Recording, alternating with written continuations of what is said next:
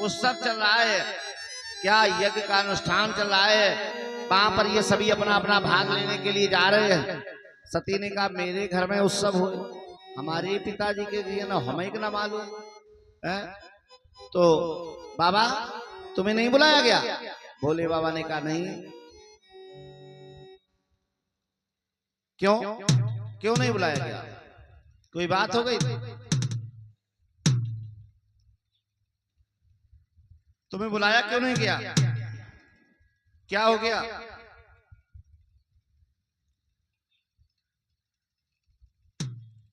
बाबा कहने लगे क्या बताएं, क्या मतलब? कोई झगड़ा हो गया, कोई बात हो गई? हाँ एक बार हो गई थी। ब्रह्म सभा और हम सन दुख माना,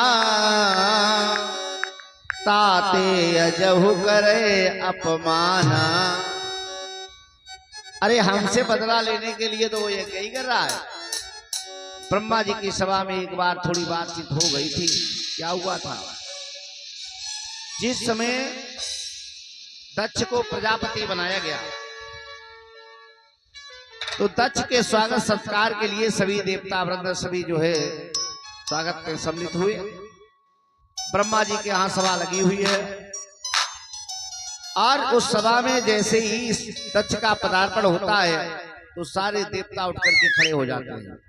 सभी ने अभिवादन किया, सभी उठ करके खड़े हो गए। लेकिन दो लोग ऐसे थे जो नहीं उठे अपने आसन से। कौन? एक तो भोले बाबा और दूसरे ब्रह्मा।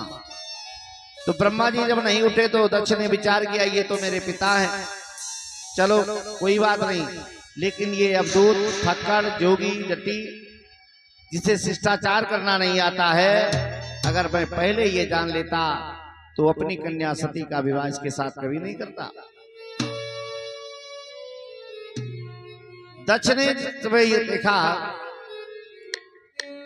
तभी कहा जाता है नहीं को वस और जन्मा जग माही और प्रभुता पाई जाए मद नाही। संसार में कोई ऐसा प्राणी नहीं है जिसको प्रभुत्व प्राप्त हो जाए, मद ना आ जाए। दक्ष को भी आज राजमद हो गया और राजमद होने के बाद में ये भूल गया कि हम किससे बात कर रहे हैं। तो इसने क्या किया? भोले बाबा को श्राप दे दिया। भगवान शंकर को इसने श्राप दे दिया, जाओ आज से किसी भी यज्ञ में भोले बाबा को भाग नहीं दिया जाएगा, ऐसा श्राप दे दिया। तो शास्त्र का विधान कहता है संत शंभो श्रीपति अपवादा और जाह सुनता असमर्यादा। संत की निंदा होती हो, शिव की निंदा होती हो, विष्णु की निंदा होती हो और ऐसी जगह पर यदि कोई उस निंदा को सुनता है तो सुनने वाले को सबसे बड़ा पाप लगता है। संत सम श्रीपति अपवादा सुने जहां था मर्यादा, वहां की एक मर्यादा है। क्या करे? या तो निंदा करने वाले कि जिभ्या काट ली जाए और नहीं तो कानों में उंगली डाल करके वहां से हट जाना चाहिए। काट ही जीव और जासु बसाई और श्रवण मोदिनत चले बराई। या तो उसकी जिभ्या काट दे, नहीं तो जो है कानों में उंगली डाल करके जो है हट जाना चाहिए। अब जिभ्या काटने का मतलब कहीं निंदा होती हो ऐसा न करना, चाकुआ को लेकर काट ले, नहीं तो 56 लाख की हवेली में चले जाओ। या तो अपने अंदर इतना ज्ञान हो, ज्ञान की छुरी के द्वारा जो है उसकी जिभ्या को काट दो, अपनी बात को उसके ऊपर प्रभाव से जमा दो। नहीं इतनी क्षमता है तो कान में उंगली डाल करके हट जाओ। तो वहां पर भगवान शंकर का एक भक्त बैठा हुआ है जिसका नाम है नंदी। नंदी उठ करके खड़ा हुआ। नंदी ने कहा ऐ दक्ष, तू इतना राजमंद में हो गया है, तुमने जो है मेरे प्रभु को ही श्राप दे दिया कि हे दक्ष तू शिव से विमुख हुआ और शापित उनको कर डाला है।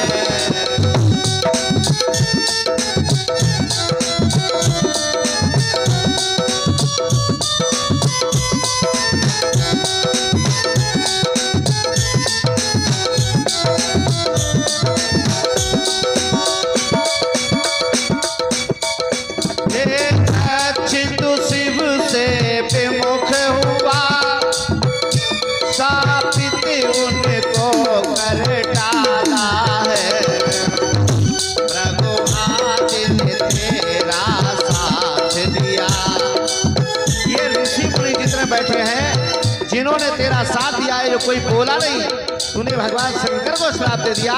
इस सभा में कोई नहीं बोला। ये भृगु अंगिरा और शिव जैसे ऋषि बैठे हुए हैं, भूखा भृगु अंगिरा और बाद में सारे देवता बंद, लेकिन कोई नहीं बोला। भृगुआदि ने तेरा साथ दिया, फल उनको मिलने वाला है।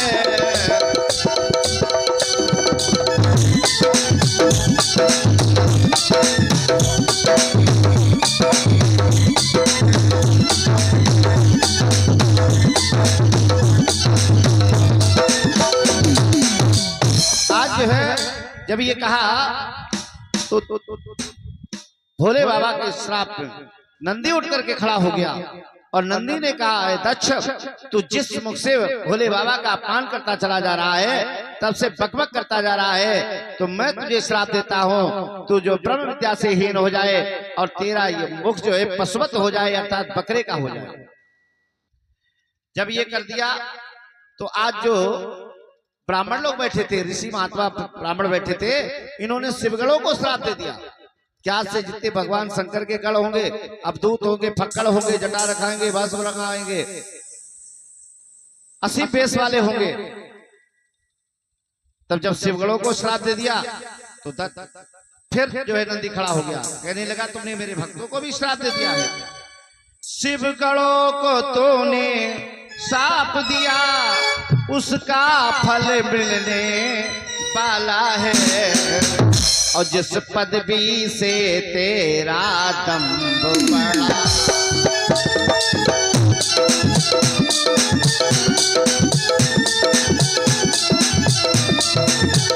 जिस पदवी से तेरा दंभ बढ़ा, वो पदवी मिटने वाला है।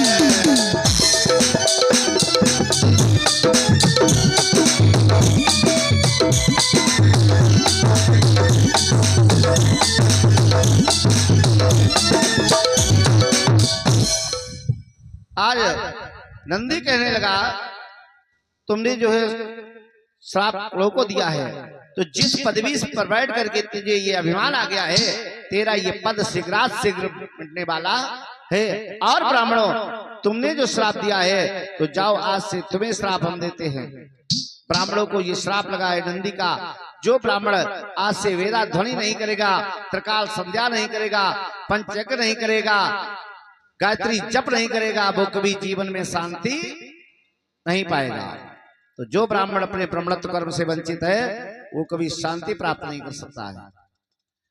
इधर क्या होता है, भोले बाबा ने सोचा कि ऐसे ही अगर मान लो धीरे धीरे श्रापों की गति बढ़ती रही और कहीं हमें गुस्सा आ गया और तीसरा नेत्र खुल गया, तो भ्रकुट विलास सृष्टि लय होई, जिसकी प्रकुट की विलासता से सारी सृष्टि हो सकती है, और कोई आंख खुल गई तो अभी सब भस्म हो जाएंगे।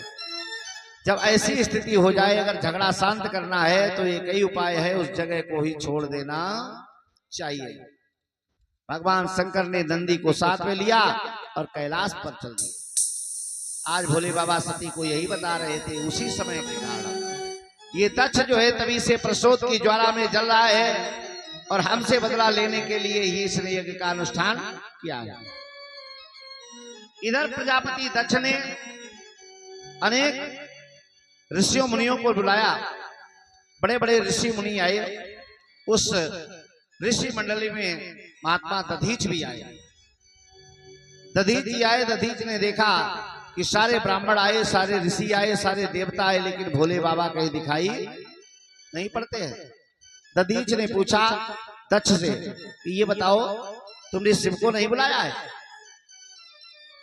दक्ष कहने लगा वो अमंगल वेशधारी है, शमशान पर रहने वाला है, दूत है, फक्कड़ है, चिता की भस्म लगाए रहता है, वो अपवित्र है। अगर वो यहाँ पर आएगा तो मेरी यज्ञ भी अपवित्र हो जाएगी, इसलिए मैंने उसको नहीं बुलाया। दधीच ने कहा तुम्हें ये नहीं मालूम जिसके आने से सब जगह मंगल होता है तुम उसको अमंगल कहते हो? वेश अमंगल मंगल कारी, उनका वेश तो अमंगल है, लेकिन जहां पर पहुंचते हैं वहां पर मंगल ही मंगल करते हैं। तुमने उनको नहीं बुलाया। दक्ष कहने लगा तुम्हें अगर रुकना है तो रुको, वो नहीं आए तो क्या हुआ, विष्णु मेरे साथ में है, वो तो आए यज्ञ में, और इनसे बढ़कर के तो कोई है नहीं। क्या शिव इनसे भी बढ़कर के है? दधीच ने कहा तेरा यज्ञ ये पूर्ण नहीं हो सकता है दक्ष, मैं यहां पर नहीं रुकूंगा जहां पर शिव की निंदा होती हो, क्योंकि दधीच महाराज शिव के उपासक है। जहां पर शिव की निंदा होती हो उस जगह पर मैं कभी रुक नहीं सकता। तो दक्ष ने कह दिया तुमको भी अगर नहीं रुकना है तो तुम भी चले जाओ। दधीच चलते चले और बाद में कहते गए अय दक्ष मैं तो जा रहा हूं, लेकिन एक बात ध्यान रखना, तेरी ये यज्ञ पूर्ण होने वाली